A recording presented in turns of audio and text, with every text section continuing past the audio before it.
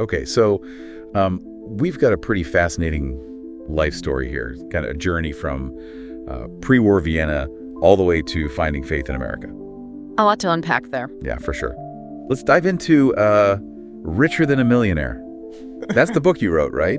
Your experiences. Yeah, that's So, right. published in 1992. 1992, yep. Wow. And it's clear that you're a devout Catholic now, but the book kind of hints at this really fascinating path to get there. Oh, yeah. Definitely not a straight line. Yeah. So you start in Vienna, Austria, 1910. Can you paint a picture of your childhood for us? Using, some of those details from the book. Like, I'm thinking playing in parks with your siblings. You were really into building blocks and drawing. Yeah, strong family life. Yeah, but there's this disconnect from religion that's really interesting. Very much so, yeah. You even mentioned experiencing kind of like casual anti-Semitism as a kid. A classmate spitting and calling you a dirty Jew. Right. And some neighborhood boys Yeah. taunting you and your cousin. Just horrible stuff. Yeah. And even though these were, smaller moments, they really highlight the complexities of identity that you were already kind of grappling with at such a young age. Absolutely, yeah. It really makes you think about how these early experiences shape us. Absolutely. But what's interesting is, despite all of that, you still felt pretty indifferent towards religion. You weren't deeply connected to your Jewish faith at all. It's almost like it was a foreign concept to me back then. Yeah. And this begs the question, what role does personal experience play in shaping our religious beliefs? It's a big one. You can't really separate the two, can you? Absolutely. So then we move into your adolescence, and you talk about overcoming stage fright to become like a star for a day at the school performance. Ah, yes. The book describes the event in such detail, the enormous venue, the Hebrew prayer you recited from memory. But then there's this anticlimactic ending where you just felt empty. Yeah, kind of hollow. Like I was expecting something more. Yeah. So even at that young age, you were already searching for something deeper, something more fulfilling than those fleeting moments of fame. Do you think that was kind of a turning point in your spiritual journey? It's hard to say for sure, but looking back, it definitely feels like a foreshadowing of the disillusionment that was to come. Yeah. Then we enter adulthood, and you describe your first job after leaving school. You were apprenticed to a leather wholesaler. Mm-hmm. And the book uses such vivid imagery to depict that physical and emotional burden of the work. Oh, it was grueling. I was carrying these heavy loads, both literally and figuratively. Yeah. And during that time, you had this brief but significant encounter with a priest while you were delivering leather. Do you remember that? Oh, I'll never forget it. You mentioned his unusual kindness, but also your own kind of feeling of discomfort. Yeah, there was something about him that put me at ease, but at the same time, I felt this strange sense of uneasiness. Yeah. And it's so interesting because that small event really lingered in your memory, and it almost foreshadows the role that faith would eventually play in your life. It's funny how these seemingly insignificant encounters can stay with us for so long, isn't it? Absolutely. It's almost like a seed was planted, even though, you weren't actively seeking faith at that time. Right. But then this encounter kind of coincided with a growing disillusionment with life, a feeling of meaninglessness that you described. Mm. And it ultimately culminated in a suicide attempt. It was a dark time. I felt so lost and hopeless. That's a chilling reminder of the depths of despair that you were experiencing. Thankfully, the attempt was stopped by the unexpected arrival of a love interest. Fate intervened, you could say. Yeah. So you went on to navigate these various jobs, working for your uncle, experiencing love and heartbreak, and all against the backdrop of the Great Depression. It was a tumultuous time, to say the least. Yeah. And the book also highlights your hot temper and the trouble that it caused in your work life. Let's just say I wasn't always the easiest person to get along with. It seems like you were constantly searching, constantly striving for something you couldn't quite grasp. Would you say that was a spiritual longing, even though you weren't, consciously aware of it at the time? It's hard to say, but there was definitely a void in my life, a sense that something was missing. Right. So then you started dabbling in philosophy and religion, but you rejected that traditional, God of rewards and punishments concept. I just couldn't reconcile that idea with the suffering I saw in the world. Yeah. And then through your friend Eugene, you started to explore Catholicism. Eugene was a devout Catholic, and he introduced me to a whole new way of thinking about faith. So you attended a Catholic school, started learning about their prayers and practices. It was also different from my family's kind of casual approach to Judaism. Yeah. And you reflected on these experiences with a mix of confusion and intrigue. Early on, there was confusion about your Jewish identity, and then a growing awareness of prejudice. But then you came to this realization that you wouldn't play games with God. What did you mean by that? I realized that faith had to be more than just a set of rituals or beliefs. It had to be something real, something authentic, something that resonated deep within my soul. Yeah. You were searching for authenticity, a faith that resonated deeply within you. But all of this was happening as the political landscape in Austria took this really dark turn with the rise of Hitler. Fear was palpable in Vienna. You could feel it in the air. Yeah. And then came Kristallnacht, the night of broken glass.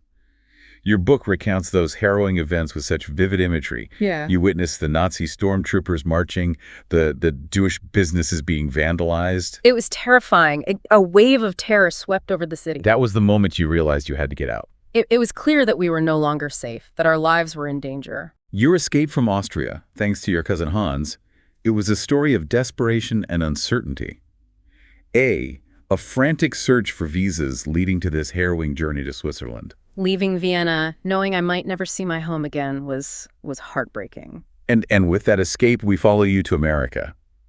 After that brief stay in Switzerland, you embarked on a transatlantic voyage, and you finally arrived in New York. It was like stepping into a whole new world. So you describe your initial impressions of America with this mix of wonder and apprehension, the marvel of a new country, the cultural differences, the kindness of strangers.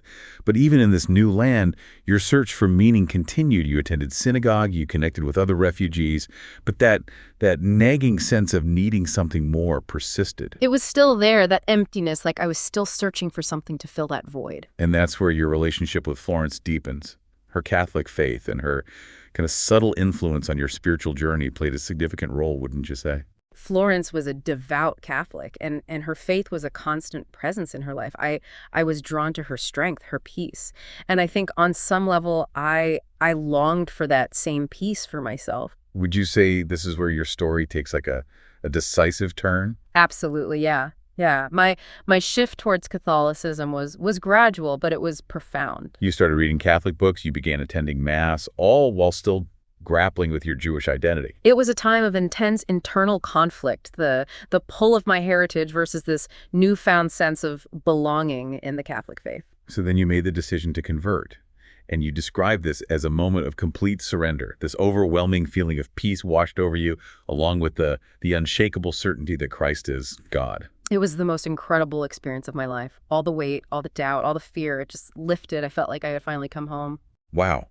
Your marriage to Florence followed shortly after, right? A testament to your shared faith and love.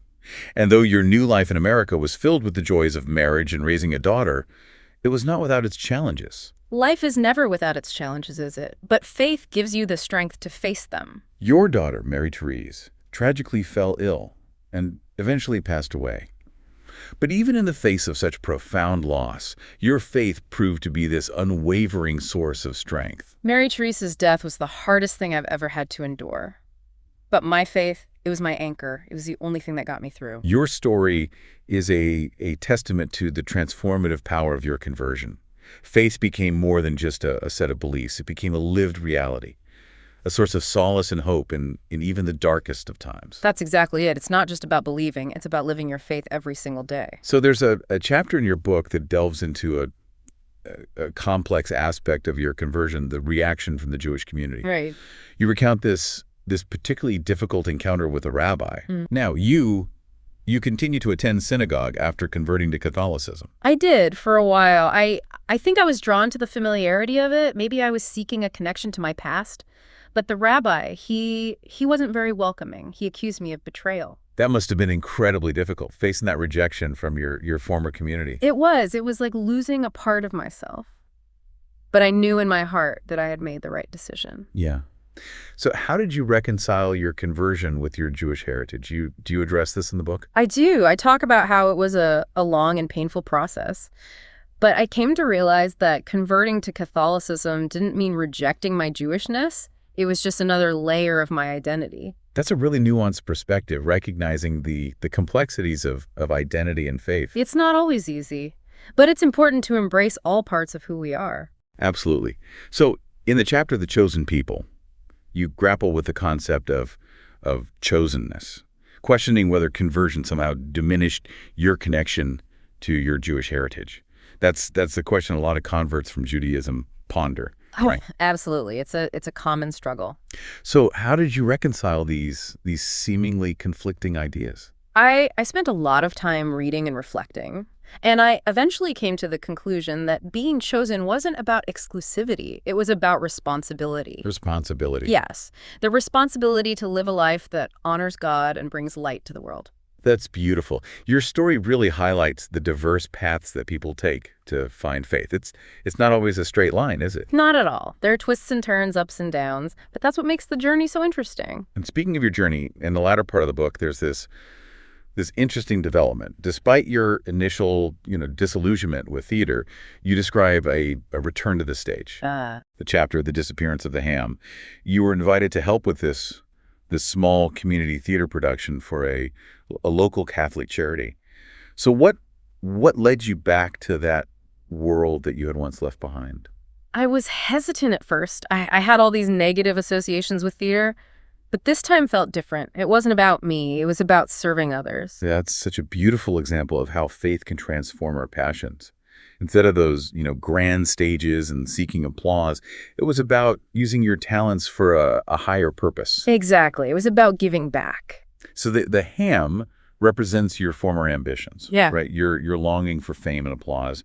And the disappearance, it symbolizes your newfound contentment in a life dedicated to God. That's a great interpretation. This dedication to service extended beyond the stage as well. You devoted a lot of your time and energy to supporting your local parish, Right.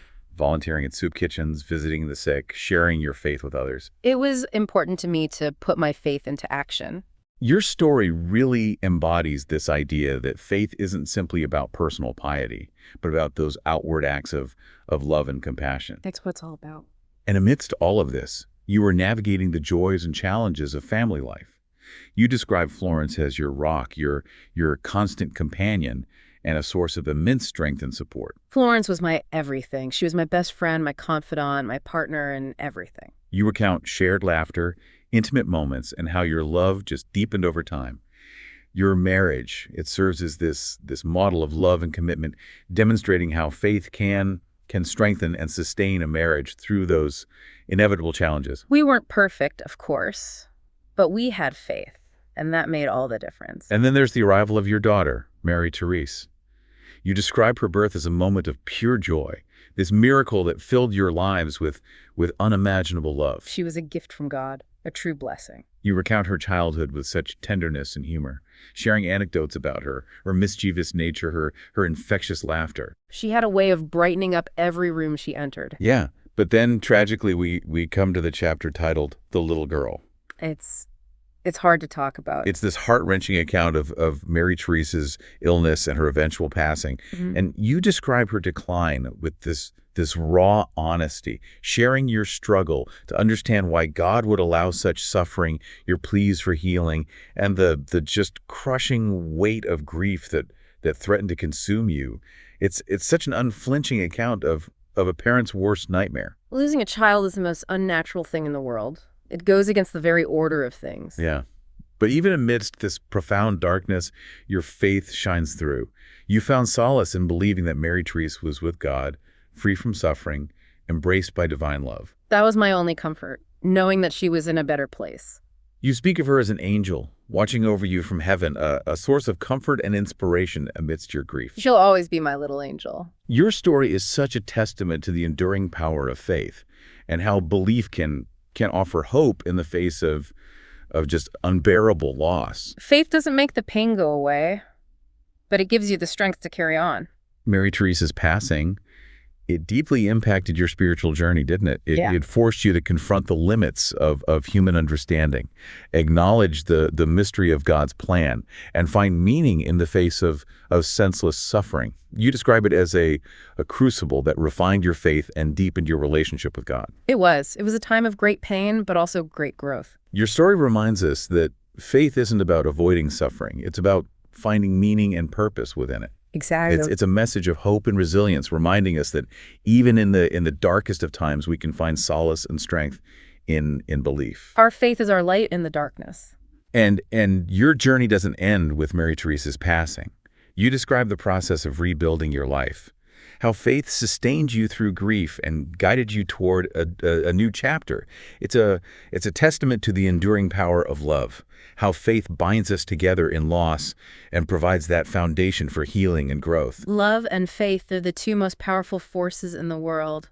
And in this new chapter, there's an interesting development regarding your childhood passion for theater. Oh, yes. Yes, the final chapter, God's Little Piece, describes this unique opportunity that arose, a chance to use your theatrical talents in a way that honored both your artistic passions and your religious beliefs. It was an unexpected gift. Tell me more. What kind of opportunity was it? Well, let's save that for part 2 of our deep dive. Oh, you're killing me. All right. I guess we'll have to wait to hear the rest of the story.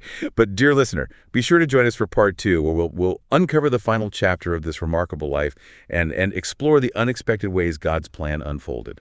Welcome back to our deep dive into your life story.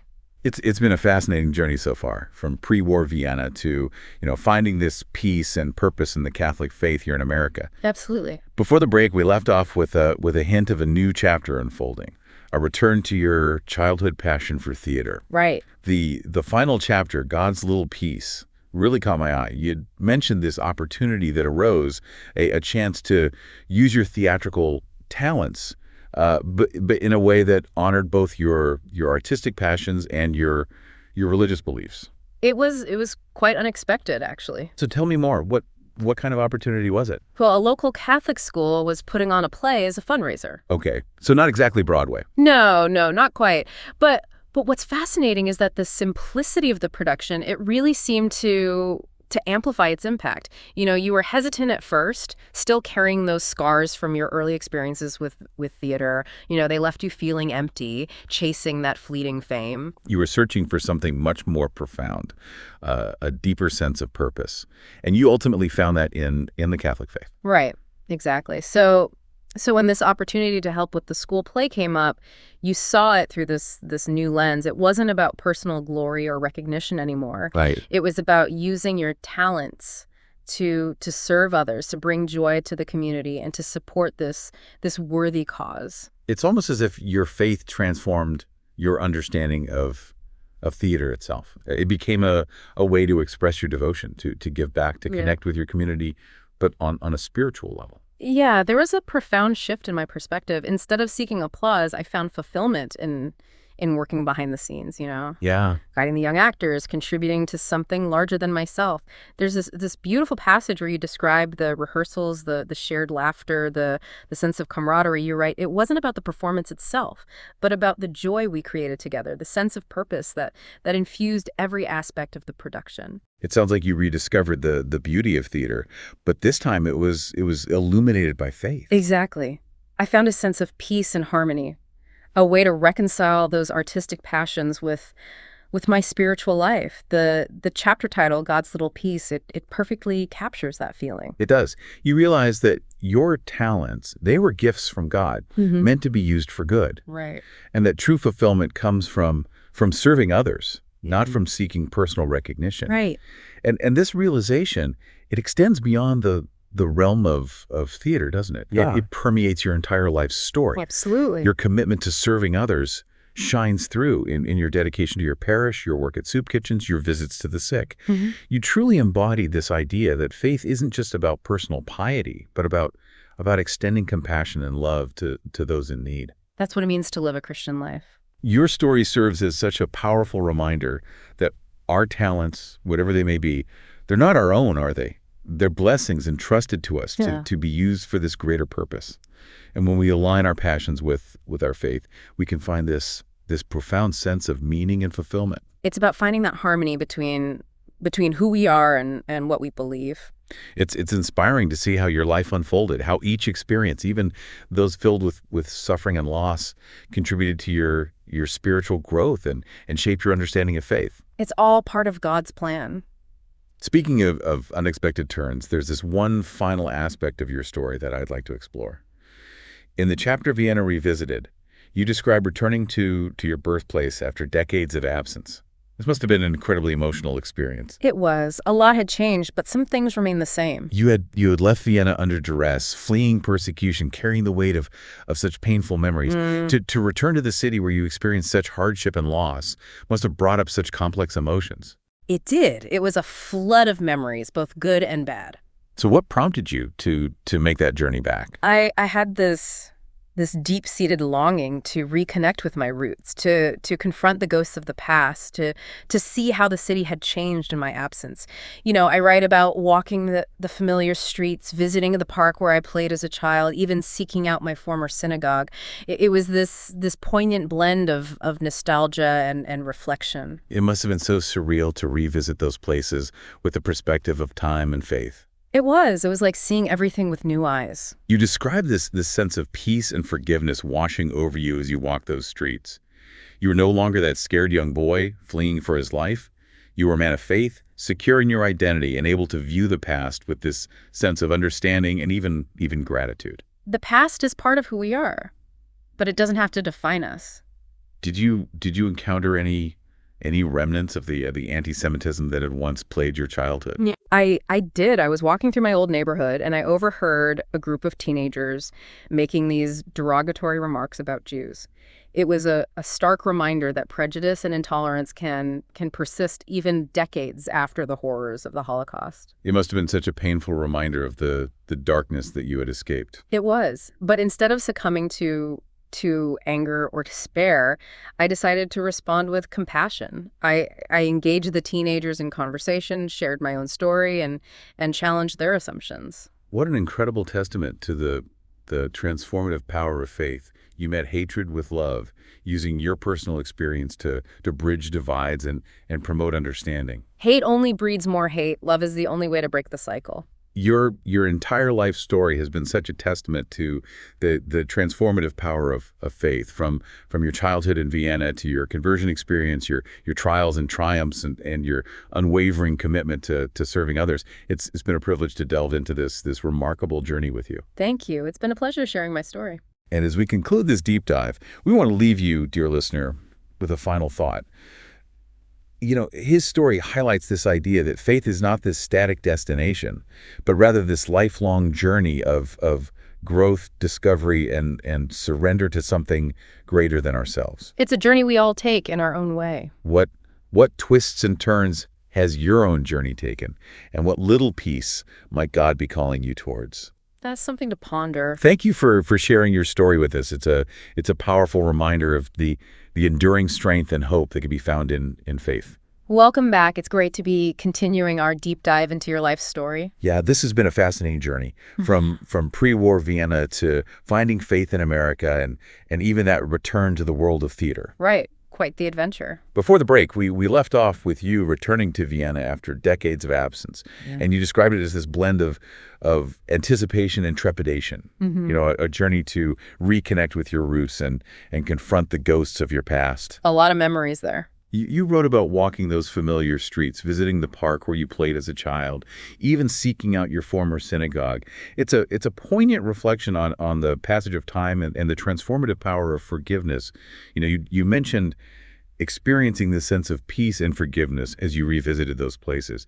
You were no longer that scared young boy fleeing for his life. You were a man of faith, secure in your identity, right, and able to view the past with this sense of understanding and even gratitude. It was a very powerful experience. But your return to Vienna wasn't without its challenges. You recounted this really jarring incident where you overheard a group of teenagers making these derogatory remarks about Jews. Yeah, it was like a punch to the gut. It's this stark reminder that prejudice and intolerance can persist even decades after the horrors of the Holocaust. That must have been so painful, you know? Yeah. Hearing such hatred in the very place where you had once faced persecution. It brought back a lot of bad memories. Yet instead of succumbing to anger or despair, you describe this remarkable response. You engaged the teenagers in conversation. shared your own story, and challenged their assumptions. I felt it was important to try and reach them, to show them that words have power and that hate can have very real consequences. That's incredibly powerful. You met hatred with love, using your personal experience to bridge divides and promote understanding. It speaks volumes about the strength of your faith and your commitment to living out its teachings. I believe that's what we're all called to do, to be a light in the darkness. Absolutely. Your entire life story really exemplifies that principle, from your dedication to your parish to your work at soup kitchens and your willingness to confront prejudice head on. You demonstrate how faith can inspire action and make a tangible difference in the world. It's not enough to just talk the talk. We have to walk the walk as well. So this brings us to the final chapter of your book, God's Little Piece, where you describe this unique opportunity that arose, a chance to use your theatrical talents in a way that honored both your artistic passions and your religious beliefs. You mentioned that a local Catholic school was putting on a play as a fundraiser, and you were asked to help. Yeah, it was a small production, but it meant a lot to the kids and the community. This must have felt like such a full circle moment, you know? Returning to the world of theater, but with this completely different perspective. It did. It was like coming home, but in a way I never expected. You know, you were initially hesitant, tearing the weight of your early experiences with theater. Right. But there was something different about this opportunity, wasn't there? It wasn't about seeking personal glory or recognition. It was about serving others and using your gifts to support a worthy cause. It was about giving back, about sharing my love of theater with a new generation. What was the play about? You know, I don't really remember the specifics of the plot, but what I do remember is the energy, the excitement, the passion that those kids brought to the rehearsals. It was contagious. It sounds like you rediscovered the beauty of theater, but this time it was illuminated by your faith. Exactly. It wasn't about the applause or the recognition anymore. It was about the joy of creating something beautiful and meaningful with others. You found this sense of peace and harmony, this way to reconcile your artistic passions with your spiritual life. And the chapter titled God's Little Piece perfectly captures that feeling, doesn't it? It does. It describes perfectly that sense of fulfillment, that sense of purpose that I found in using my gifts to serve others. You realize that your talents were gifts from God, meant to be used for good, and that true fulfillment comes from serving others, not from seeking personal recognition. And this realization, it echoes throughout your entire life story, doesn't it? It does. From my childhood fascination with building and creating to my dedication to helping others, there's this consistent thread of using my gifts to make a positive impact on the world. Your story is an inspiring testament to the transformative power of faith and the unexpected ways that God's plan can unfold in our lives. It's been a privilege to delve into your journey with you. The pleasure was all mine. Thank you for having me. And as we conclude this deep dive, we want to leave you, dear listener, with a final thought. What gifts has God given you, and how are you using them to serve others and bring a little peace to the world? Think about it. Thank you for joining us on this incredible deep dive. We hope it's inspired you to reflect on your own journey of faith and the unique ways you're called to make a difference in the world.